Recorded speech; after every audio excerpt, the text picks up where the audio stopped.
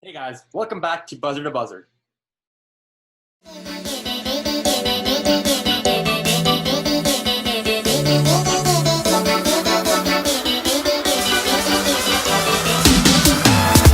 so the Eastern and Western Conference semifinals rounds of the playoffs have begun. And if you've not already seen our reactions to previous games in the first round, it will be linked in the top right hand in the corner. However, today, with the semifinals well underway with multiple games being played, we're going to be reacting to some of the games which have already elapsed and shedding our thoughts on future games, making predictions as to will the Lakers advance, and talking about the Bucks and how they have been performing against the Heat. So without any further ado, let's launch up our segment of reacting to the NBA bubble.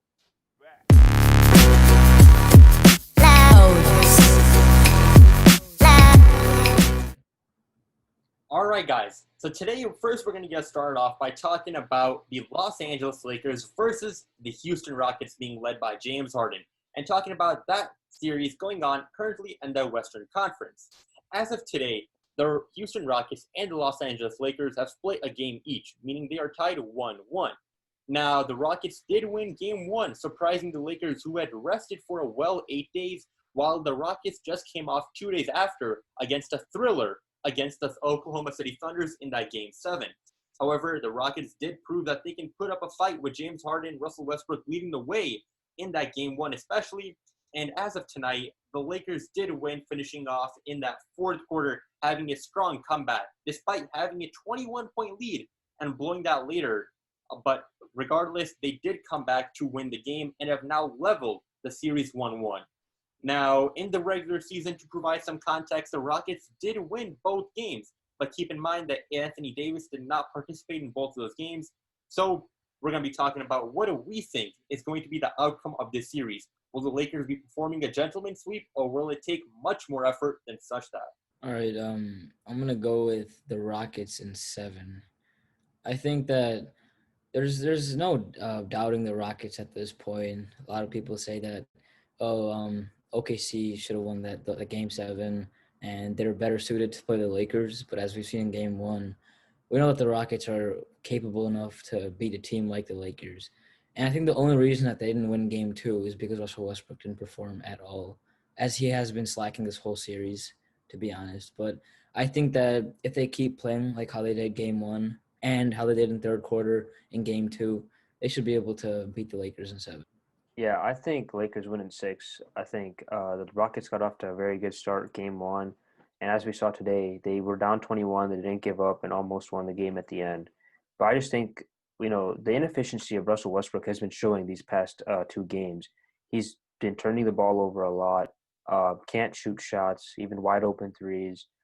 He's just not built for this offense. And I think LeBron and AD overpower that inefficiency and win the series. Yeah. Going back to Russell Westbrook, 4 for 15 shooting, 1 for 7 3-point, 1 for 3 on free throws, 13 overall rebounds, 4 assists, 2 steals, and 7 turnovers. That's not efficient basketball to help the Houston Rockets win this series. If he wants to if he turns around, the Rockets win this series. If he doesn't, there's an easy game, Lakers in 5 or 6. But I do think Russell Westbrook will be able to figure it out. He figured it out late in the series against the Thunder. Obviously, you can't figure it out that late against the LeBron-led Lakers. So, it's going to be interesting to see how he performs and when he figures it out. Hopefully, it's not too late. But I'm going to have to go with Arian here. Lakers in 6. Yep, I'm going to be agreeing with Ari and Harsh, both of you. As Harsh, you mentioned the statistics, I believe the Lakers will, simply because of the fact that Russell Westbrook has not been able to find his groove. I mean, if we take a look in that past series against the Thunder, largely that Game 7 was forced because of Russell Westbrook's inefficiency during that Game 6, and especially during those last couple of plays down the stretch when he essentially turned the ball over. And I believe that if Russell Westbrook continues that same trend, and if he comes out and starts to put on a show again that late, the Los Angeles Lakers are not the same team as the Thunder, and they will make him pay, which is why I'm going that the Lakers will be winning in 6. And let alone we know that the greatness of LeBron James has already been showing in these first couple of games, with AD and LeBron both putting up double-figure points, and LeBron leading an assist and rebounds as well. So I feel like that the Lakers have also found their groove as a team, as compared to that first round series against the Blazers, which is why the Lakers will finish this up in 6. All right, let's move on to the next series and switching conferences to the Eastern Conference, in which the Boston Celtics, being led by an all-around team and mainly a young man named Jason Tatum, against the Toronto Raptors without Kawhi, but still putting up a heck of a fight, being led by figures such as Pascal Siakam and especially Kyle Lowry and OG Anunoby. Now, at the beginning, guys, it was seeming scary for the Toronto Raptors when the Celtics did take a commanding 2-zip lead. However, the Raptors, ever since that Kyle Lowry inbound play to OG Anunoby with that game winner, have come back to split the series 2 games apiece. Now, essentially, guys, it looked like the Celtics were about to finish the series up. However, the Raptors have said that, hey, remember, we're not a team to be forgotten, and the whole season we've been doubted, and we're going to keep on being doubted, but we're still going to put on a show. So this series is for sure going to be the ones to keep an eye out for, but what are we thinking here? Who wins this? Well, if you look at sports like basketball more than any other sport, I think that momentum is key to in the NBA. And if you look at what the Nuggets did with when they played the Jazz, they had all that momentum, and I think that's why they won Game 7. So that being said, with the Raptors and Celtics already coming off a 2-game winning streak, I think that the Raptors are probably going to close this in 7, with Celtics maybe getting 1 win. All right, Abi, joining the hype train. Yes, sir. I've been calling it from the start. I think Raptors are just a very good defensive team. I still going to stick with my original pick, Raptors in 7. I think they just have more, not necessarily star power, but their team chemistry is just better than that of the Celtics. And as Abi said, momentum is very key. And right now, the Raptors have all the momentum. Yeah, I'm gonna have to agree. They do have the momentum right now. However, where I do disagree is that the Toronto Raptors are going to be able to win this series. Yes, they've won the last 2 games, but the Celtics won the 2 before.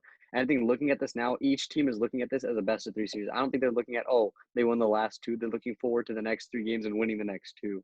And not to mention that the Toronto Raptors, they won Game 3 very luckily. And Game 4, they put up a good performance, winning by 7. But the Celtics wins this series so far have been much more commanding compared to the Toronto Raptors win. And I think the type of wins the Raptors have been having is not something that you can do every night to win a series. That's why I'm staying with the Celtics in 6 games. You know, as you did point out, as we compare to other sports such as baseball and hockey, you might take, for instance, and football, for instance, as well, they usually have much longer intervals between games. However, with the NBA, we've seen it play out in the past with momentum being a key factor. Now, last game, OG Anunoby, although he had 11 points, Pascal Siakam had like 24 points, and Kyle Lowry also had like 22 points, as compared to the Celtics, where Jason Tatum has been having to carry a burden in the terms that he has been the only person in the past 2 games who put up 20-plus points, while the next closest person has been Jaylen Brown. Now, in the past in the show, we've talked about how the Celtics are a very complete team in the sense that they have young people who, regardless of who's turning it on, there's always somebody who can put on a show, whether it's Jason Tatum, whether it's Jaylen Brown, whether it's Daniel Theis. It's somebody who is going to come out and put on a show. However, I think that mentality which the Raptors have right now, that underdog mentality, I mean, since the beginning of the season, you've seen it covered throughout all social media platforms, ESPN, every network, that they've counted the Raptors out. And I feel like if the Raptors have successfully used this as motivation, and that motivation will be key and will allow them to finish off this series in 7 games. I feel like the Celtics will come back and win a game. They're going to put on for sure a fight, and we're going to have a nail-biter Game 7 in which the Raptors will advance to the Eastern Conference Finals. All right, let's shift back to the Western Conference and talk about a pretty surprising series going on right now between the Los Angeles Clippers and the Denver Nuggets. Now, initially, guys, many people were saying that the Nuggets are gassed out, especially from their previous series against the Jazz, and that the Clippers would easily finish this out in 4 or 5 games. However, currently the series is split like many other series right now in the East and the West of 1-1. Now, the Clippers did take that first game in a commanding lead as the Nuggets, although they did have a pretty good show in the first half, they lost that momentum in the second half. However, they for sure bounced back in that second game with Nikola Jokic and Jamal Murray coming out and putting up around 25 points each. Now, guys, in that game, we did see a lack of efficiency and points and overall court awareness from Kawhi Leonard on the Clippers. However, regardless to say, the Clippers do have other stars, and we did see Paul George step up along with some other key players like Lou Will. So one of the main things which we got to think about now with this series is that will Jamal Murray be able to put on that same performance he did against the Jazz and pull off one of the greatest upsets in this playoffs and beat the Clippers to advance to the Western Conference Finals? What do we think is going to happen? I'm gonna stop you right Alright. there. Okay, look. Let me point out something real quick. This was Kawhi Leonard's worst game in the playoffs. This whole entire playoffs, and this was Denver's second best shooting performance. Okay, that's not gonna happen again. Secondly, we saw the first game. They blew them out by 30 points. I'm telling you, Clippers in 6. This is an easy dub for Boardman. They advance. Yeah, building off what Arian said, Rand, I don't know a single person that said the Clippers were going to win this in 4 or 5 games. And I don't know anyone that said the Nuggets were gas. You know, in the bubble, they get more rest compared to a regular playoff series where they're traveling back and forth between cities. They get more rest because they don't have to go through planes. They don't have flights. They don't have to check in a hotel room. They have the same room they go back to every day. Maybe it's like a 5-minute walk from the stadium to their rooms. I mean, it's not that long of a transport for them. It's actually a lot less tiresome for them to be staying inside this bubble. So I wouldn't say they're gassed at all. And not only that, but nobody said there's going to be a 4 or 5 game series for the Clippers. I agree with Arian. Clippers in 6. Yeah, the real question is, it's not whether Jamal Murray and Nikola Jokic will keep up the same performance they have been. It's if Kawhi Leonard does not, if he underperforms and does not play how he usually plays, in which he did in Game 2. But that's not going to happen, as Arian and Arch already said. Got to put some respect on his name, and I think that Clippers will take this in 6, like they said. You know, I'm going to go with the underdog and say that the Denver Nuggets are going to pull away and win this series in 7. Now, for sure, the Los Angeles Clippers, of course, they're led by a former Finals MVP, a former 2 times Finals MVP, Kawhi Leonard. He is a heck of a player. For sure, he will put on a show again. However, I find it very unlikely that players like Paul George are going to have that key shooting night again. And although he might and some other players will show up, that last series proved a lot to me in the terms of what Jamal Murray can do along with Nikola Jokic. Jamal Murray can turn it up and put on 25 points easily any given night, despite the success of his teammates. I feel like that, especially looking at the Clippers, players like Ivan Zubac, he's not going to put up another 15 to 20-point game performance again. And however, I'm not going to say that the Clippers are being ruled out completely. I'm still going to say that they're going to win 2 games. It's going to be a back-and-forth series for sure. However, just like the series between the Raptors and the Celtics, I feel like this is going to go down to a nail biter, and the Nuggets will pull away and face the Lakers in the Western Conference Finals. Yeah. In these past Western Conference playoffs, what have you seen in these Denver Nuggets that will be able to beat the Clippers 3 more times before the Clippers do that to the Nuggets? Like, what have you seen? I've seen hunger. Like, I want to make sure we're watching the same basketball here. Oh, we are, and we've been talking over the games, man. I'm saying this one thing that I've seen a lot of hunger and determination from this Nuggets team. They're not going down without a fight. Many people. I can say the Orlando Magic had hunger and fight in them. You know what I Clearly, think they it lost is? 4-1. I think Rayon's scared of his Lakers facing the Clippers in the Western Conference Finals, and I think he doesn't want them to show up because he knows LeBron's just going to get knocked out in 6 games. He's scared of Boardman. He's scared of Pandemic P. He's scared of Lou Williams, Patrick Beverly. Very funny, but LeBron, if that point comes down, it'll for sure be a great series if you see the Lakers and the Clippers. However, we all know that LeBron James and Anthony Davis will take care of that series. However, that's for the future. We'll talk about that if and when that scenario occurs. But I'm going with the Nuggets in 7 for this series. All right, so let's go back to the 4th and final Eastern Conference semifinal round going on right now. That being between the Milwaukee Bucks and the Jimmy Butler-led Miami Heat. Now, guys, this has been one of the most craziest series going on in the semifinals round, partly because the Miami Heat took a commanding 3-zip lead initially, being led by Jimmy Butler, who had an amazing first-game performance and had a consistent performance in Game 2 and showed us that he can perform again in Game 3. Now, tonight was Game 4, and the Milwaukee Bucks did bounce back with a win, meaning the series is currently sitting at 3-1. However, we can't go on any further by not stating that Giannis Antetokounmpo did go out with a leg injury. Now, the official test results are still yet to come in, but it's unlikely that he shall return in the coming games, especially for Game 5. Now, one thing which has to be credited is that the Milwaukee Bucks did step out after Giannis Antetokounmpo did leave during that third quarter, with people like Chris Middleton showing that they can help the Bucks out. So, guys, what are we thinking here? Will the Miami Heat close this out as a gentleman's sweep, win this 4-1 in advance, and prove that the Bucks are a regular season team, or will the Bucks rally back with Chris Middleton? Okay, I just want to say that if there's one thing that I learned after watching all these playoffs games and these teams, is that a team with only one superstar cannot go far at all. And it's amazing that the Bucks have gotten this far with Giannis. But if you look at every team in the playoffs right now competing, Lakers have AD, LeBron, Clippers have Kawhi, Paul George, Rockets have James Harden and Westbrook. And all these teams just have two superstars. The Nuggets don't. The Nuggets don't have two superstars. They're being led by. You can say Jokic and Jamal. Neither do the Heat. The Heat only have one. Yeah, exactly. Yeah. Okay. What I'm saying is, even though the Heat only have one superstar, Jimmy Butler, they have a lot of other players, as you mentioned, Rayon, like Tyler Hero, Bam Adebayo, that just step up every night. And I think that Chris Middleton can't do it all by himself, even though it was one game. And if Giannis is gone, there's no chance that they win. Even if he's there, I still think that the Heat are going to take the next game. You know, to me, it seems like it's the opposite. I think the Bucks are better without Giannis. I mean, just look at the facts. You see, with Giannis on the court, I mean, I'm not trying to say that Giannis is anything but a great player, because obviously he is. But I don't know what it is this series, but something that he's doing is negatively impacting the team, whether it's holding the ball too long, taking bad shots. You see, when he's on the court, his plus minus is something in the minus tens, I believe. And after he went out this previous game, you saw more ball movement, you saw more threes, you saw more in post-ups.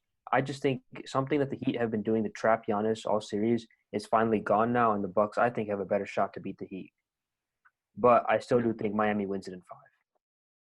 Yeah, I want to go back to what Abi said about not having two superstars. Let's talk about the team they're playing right now. Who are the two superstars on the Miami Heat? I mean, they got Jimmy Butler and a bunch of role players. They don't have two superstars, and they're clearly cleaning up the Bucks right now. I think this game, you have to let the Bucks get like a smart strategy play here. They were keeping the Heat on their toes after Giannis came out. They were mixing up their offense, changing the type of defense packages they're sending out here because their whole dynamic changes when Giannis isn't on the floor. So I think you have to give the Heat one game to adjust to what the Bucks did these last 2 quarters, and I think they'll finish it up in 5 games. Well, what you don't understand, Harsh, is that you said they're saying that they're all role players on the Heat other than Jimmy Butler, but they're really not, to be honest. Look at Game 4 that just passed by, for example. Jimmy Butler wasn't even the highest scoring player on the Heat. It was actually Bam Adebayo. Okay, but he's an all-star. You can't say. Okay, yeah, you're saying. Okay, so Chris Middleton's an all-star too. So Yeah, they have exactly. two superstars Okay, by that but same then logic. you have players like Tyler Hero too. Okay, you have Brooke Lopez. He's a superstar. You Okay, can't- yeah, but you Brooke can't Lopez. compare Brooke Lopez to people like Tyler Tyler Hero. Hero Why is a not? rookie. What? No, talk Tyler as if Hero is showing up in this series, and Okay. I mean, you cannot say that Miami Heat have two superstars definitively. For sure, Okay, Jimmy no, Butler. okay, yeah, they don't have two You can't superstars. say that. Like, I mean, I'm going to go with what Harsh said right here, essentially, is that the Miami Heat got Jimmy Butler and a bunch of dudes who are amazing role players. They haven't broken out into superstar seasons yet, although they probably will in the future, like people like Bam Adebayo, Tyler Hero. They're for sure have a bright future in the NBA. But right now, they're just a supporting cast of being led by Jimmy Butler. And going back to that point, I feel like that, especially with Giannis out, the Bucks have a lot more freedom. I mean, think about it. It's a very Giannis Antetokounmpo center team when the Bucks have Giannis on the floor. It's give it to Giannis, let Giannis do his thing, go in the paint, bulldoze through, and score. However, with him out, the Heat got to figure out who do they put their attention towards. Now, I think this will consequently lead to some other people rising to the challenge, like Dante DiVincenzo and Chris Middleton also, who immediately became a separate player. I mean, it seemed like somebody else came into the man's soul after Giannis Antetokounmpo left. And as he said in his post-game interview, the team is pretty well-rounded despite Giannis. Now, although that is debatable, I still feel like that the Bucks will for sure put the Heat to a test this next game by being able to switch it up and confuse the Heat towards who did they put their focus to. Right now, the game plan was stop Giannis from going to the paint, which the Heat did incredibly well, which is why they got the 3-0 series lead. However, now they got to figure out what is their defensive plan, and I feel like that it will take them at least one game to figure out what is going on which is why I feel like that they will drop the next game. However, the Heat will figure out what the right response is, and then they will come back and win in 6 games, advancing to the Eastern Conference Finals, and once again proving that the Bucks are just a regular season team. All right, guys, thank you so much for watching today's episode. These playoffs have for sure been one of the best playoffs we have seen in a while, partly due to the whole new circumstances which have been surrounding them. But for sure, we have a lot more playoff basketball to see and a lot more games to see what's going to happen, especially looking at the Boston Celtics and Raptors series, taking a look at the Lakers and Rockets. All of these series will for sure be nail-biters, and much more talk will be coming from us, and you can expect to see many more episodes of us reacting to the bubble and the playoffs as they go on. As always, be sure to like, subscribe, and comment down below your thoughts of who will advance to the respective Eastern and Western Conference finals. And as always, guys, we hope that you guys take care, and we'll catch you guys on the next one. See ya.